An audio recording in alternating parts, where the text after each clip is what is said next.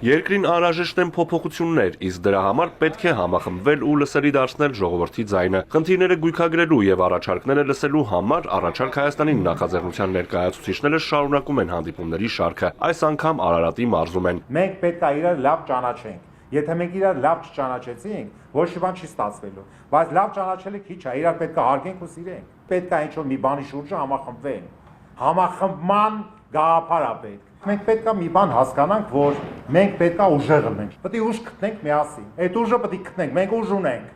Տենց չի որ ուժ չկա։ Եթե այս ազգը 3000-4000 տարի սենց եկել ապրում է, նշանակում է մենք հավիտենական այս մեր հայ ժողովուրդը պետք է գոյատևի։ Հանդիպումը հարց ու պատասխանի ձևաչափով է։ Գյուղատնտեսությունից մինչև կրթություն, երիտասարդների զբաղվածություն, թոշակ ու նպաստ։ Գյուղաբնակներին առավել մտահոգում է գյուղատնտեսության նախարարություն չունենալու հարցը։ Վերջին մի 2 տարին օրինակ մեր մոտ ծառերը չորանում են, ասենք, ու ոչ մեկը չենք հասկանում ինչից է այդ պայմանավորված։ Ասենք ջրից է, հողից է, թե օդից է։ Քանի որ մեր պետությունը չունի գյուղ նախարարություն, չկա համապատասխան մասնագետ, որ գա մեզի խորհուրդ տա, մնացել ենք շիվարած, չգիտենք ինչ անենք։ Որտեղ որ մենք գնացել ենք, բոլորը այդ հարցը բարձրացնում են։ Գյուղատնտեսությունը մեր համախառն ներքին արդյունքի միշտ եղել է 18-ից 20%, այսօր գիտեք ինչքան է իջել։ Գյուղատնտեսության կշիռը երկրի համախառն արդյունքում 8% ընդամենը։ Այսինքն սա նշանակում է, որ երկիրը գյուղատնտեսությանը ինչ որ չափով արհամարել է, ինչ որ չափով չէ, լավ էլ արհամարել է։ Նաև այդ գյուղնախարարություն չունենալը խոսում է հենց դրա մասին։ Դրա համար առաջնակարգ ձեր ասածը, որ գյուղատնտեսության նախարարությունը պետք է վերականգնվի, պետք է գյուղատնտեսական վարկերը շատ ցածր տոկոսադրույքներով լինեն, մեկ, ցածր։ Երկրորդը, պետությունը պետք է սուբսիդավորի շատ։ Այսօր մենք գիտեք ինչքան վարկառու ունենք։ 2.5 միլիոն վարկառու կա։ 2.5 միլիոն։ Ես, այսինքն մի մարդը կարա մի քանի վարկ ունենա, ես վարկային միավորներն եմ ասում։ Այսինքն ամբողջ ժողովրդի ուշադրության կենտրոնում է այդ վարկերը, բայց մենք պետք է ազատագրենք այդ վարկերից։ Այլ երկրներում զարգացած գոյություն ունեն լաբորատորիաներ, հողի լաբորատորիա, որը որ ցույց է տալիս, այդ հողը ինչի կարիք ունի։ Դա մի հատ առաջարկ, որը որ կարելի է այդ թեմայի գյուղատնտեսական զարգացման թեմայի մեջ ներառել։ Շատ լավ առաջարկ է։ Գյուղացին իր հողի հետ է։ Իրան պետք է ասեն, ընդունեք 7 տարի այս հողը տվել է այսինչ բերքը, ել չի տալու։ Առաջիկա մի քանի տարում սենց է փոխվելու, եթե այդ հողի մենք ուրեմն որակական կազմը չբարձրացնենք, սենց անենք կամ նենց անենք։ Կարող է ասենք պետությունը ասի դու ինքդ որոշի, խես գնացել ռիսկի, այսինչ զոնայում մի բանով է զբաղվում, որը հեռանկար չունի։ Անասնաբուժական ծառայություններ, ֆիտոսանիտարիա, բոլոր տիպի խորհրդակցություններ գյուղացու հետ պետք է պայմաններ ստեղծի, ոչ թե գյուղացին պետք է գնա մասնագետը պետք է գա գյուղացու մոտ, ասի ձեր համայնքում այս ինչ բաները կարող լինի։ Ցանքատարածությունների կեսը չի մշակվում։ Դրանց մի մասը Արարատյան դաշտում է։ Հողն անմշակ թողնելու պատճառները բազմաթիվ են՝ ոռոգման ջրից մինչև բերքի իրացում։ Երբ որ գյուղացին բերք է ստանում, լավ ավատա բերքը ստանում է, այդ դեպքում պետք է պայմաններ լինի բերքի մթերման եւ իրացման համար։ Ոնց որ պարոն Ծառուկյանը Վարդենիսում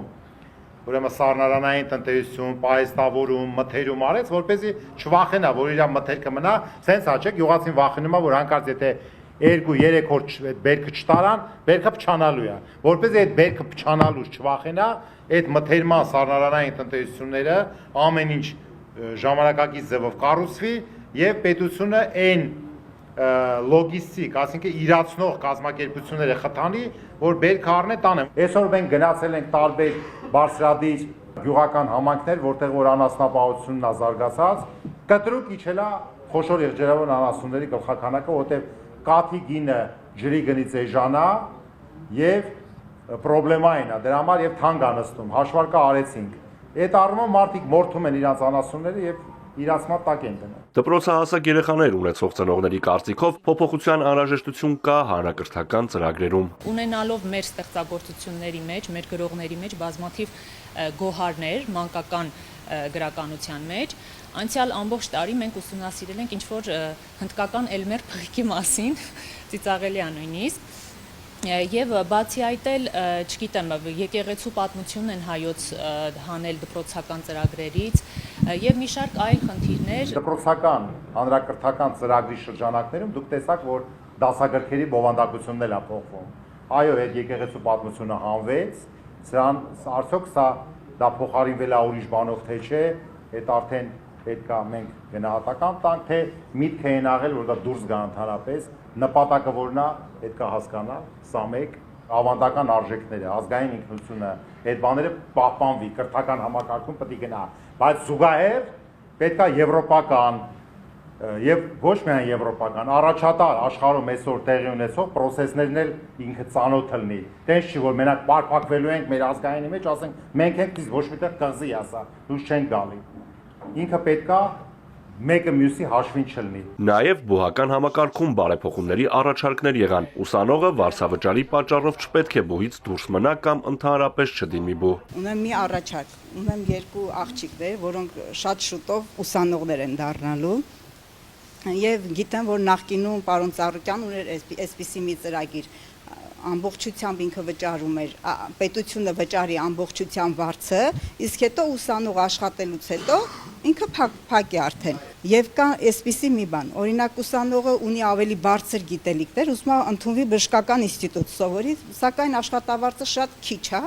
չեն կարողանում վարձը մուծել, գնում են մանկավարժ են դառնում, սոցիոլոգ։ Դուք գիտեք, որ Ծառուկյանը երիտասարդների միշտ օգնել է, հատուկ կրթաթոշակներ է նշանակել, ուսման վճար է տվել, միտքը այն է եղել։ Երեխան, որը լավ սովորում է, ուսման վճարը չվճարելու հետևանքով պիտի դուրս չմնա։ Լավ է սովորում։ Ֆինանսները պիտի խնդրեմ չառաջացնեն, սա մեկ։ Երկրորդ, պետությունը կարող է քեզ 0%-ով վարկ տա այդ երեխային, որ դու ավարտես, գնաս 5 տարի էլ աշխատես, կամաց այդ վարկը փակես, եթե ոչ մի ուրիշ ֆինանսական բան չկա։ Դա երկրորդ մոտեցումը, հա։ Եվ երրորդը, որ եթե կարմիր դիպլոմով ավարտում են համալսարանների ինստիտուտները եւ մարդը աշխատանք չունի։ Հենց որ շատ ճիշտ հարցադրում եք անում, պարոն Ծառուկյանի մասով ո՞րն էր այս ուսանողական մրցույթի իմաստը։ Իմաստը այն էր, որ դիմեց Գագիկ Ծառուկյանի ուսանողներին, ասեց հələ տվեք առաջարկներ։ Դուք ուսանողներ եք, չէ՞, հա, շատ ենք չէ խոսում, որ կարող է կրթության որակը այն չի,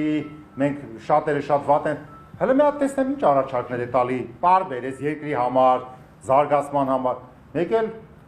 իմ համար օրինակ անսպասելի չէր։ Մեկ էլ նայեց տեսավ, որ այս ինչ հոյակապ տաղանդավոր առաջարկներ կա եւ մի քանի 100 հոգի ըստ էության տվել էին այդ առաջարկները եւ գնահատվեց դա։ Երիտասարդներին պետքա շանս տալ, որ երիտասարդները իրաց տաղանդը բացահայտեն։ Մրցույթը, որ պարոն Ծառուկյանը հայտարարել էր, այնտեղից մենք ծրագրերից իրենց առաջարկած առաջարկներից անպայման սինթեզելու ենք եւ ներառելու ենք առաջարկ Հայաստանին մեր ծրագրում, որի կոնցեպտը գիտեք, պարոն Ծառուկյանն է ներկայացրել։ Մեկ այլ խնդիր է բուհն ավարտելուց հետո երիտասարդին իր ծննդավայրում ու համայնքում պահելը, զբաղվածության հարցը լուծելը։ Երիտասարդները ձգտում են գնալ Երևան, սովորում են, ուզում են այնտեղ աշխատեն։ Հիմա մեր երիտասարդները գնում են Երևան ինչի համար, որովհետև այնտեղ կա բարձր աշխատավարձ, կամ ոնց իրանք են ասում, այնտեղ կա կյանք։ Ինչը չկա մեր տարածաշրջաններում, այսօր մեր երիտասարդները, մենք այսօր ստեղած շատ երիտասարդներ ունենք, դուրս են գալի դուրս ու զբաղմունք չկա իրանց համար։ Կամ դուրս են գալի դուրս, ասած մեղմ ասած մենք ապրում ենք աղբավայրում, 4 կողմը ոչ մի բան չկա, անապատ, աղբ, ճայիչ ու չգիտեմ ինչ։ Այո, երիտասարդին պետքա պահել համայնքում։ Բայց համայնքում պահելու համար երկու կարևոր բան կա։ Առաջինը աշխատանք, երկրորդը որոշակի գրավչություն համայնքի։ Պետքա բիզնեսով զբաղվելու հնարավորություն տան։ Այդ ձեր ասած երիտասարդը, որ գալիս է Երևան սովորում է հետ գա, եթե իր համայնքում համայնքը ասի իմ հարազատ երիտասարդ, ընդունենք 100 երիտասարդ։ Եկեք, ես ձեզ առաջարկում եմ 100 նախագիծ։ Ինչով ուզում եք զբաղվեք, ես էլ ձեզ հետ դառնում եմ համաֆինանսավորող եւ համամասնակից։ Այդ դեպքում պետք է շահագրգռվի համայնքը, պետք է իր համայնքի երիտասարդներին տեր կանգնի։ Սա հատկապես այն դեպքում, որ պետությունը տարեցտարի ավելացնում է հարկերն ու տուրքերը, դրա դիմաց չբարելավելով ծառայությունների որակը։ Գույքահարկը ձեր վրա էապես մեծանում է 26 թվից 4 անգամ, այն ինչ որ վճարում եք։ Եվ խնդիրը մենակ դրա մեջ չի, խնդիրը նրա մեջ է, որ դու համայնքին կրկնում եմ, տալիս ես գույքահարկ Համանքից պետք է ստանաս ծառայություն որակյալ։ Երիտասարդներից անցում տարեցների, անապահով, նպաստառու ընտանիքների խնդիրներին հանդիպման մասնակիցները խոսում են մարտահրավերների մասին, որոնց հաճախ բախվում են սոցիալապես անապահով ու խոցելի խավերը եւ տարեցները։ Ասում են քո բալերը չի հերիքում նպաստ ստանալու համար։ Ուզում եմ հասկանամ, այդ բալը ինչով է կախված, եթե 43,000 դրամ է ստացել ու 3,000 ավելացել է մի տարվա մեջ, այդ 3,000-ն է բալը ավելացնում։ Իմ անձնական կարծիքն եմ ասում, ընդհանրապես լավ կլինի, որ մարդիկ այնքան լավ ապրեն, որ նպաստ չստանան։ Վերջին ինչքան կարելի է նպաստի հույսի մնալ։ Վատ վիճակից է, որ այդ նպաստները կան։ Այսօր միջին թոշակը 50,000 դրամ է,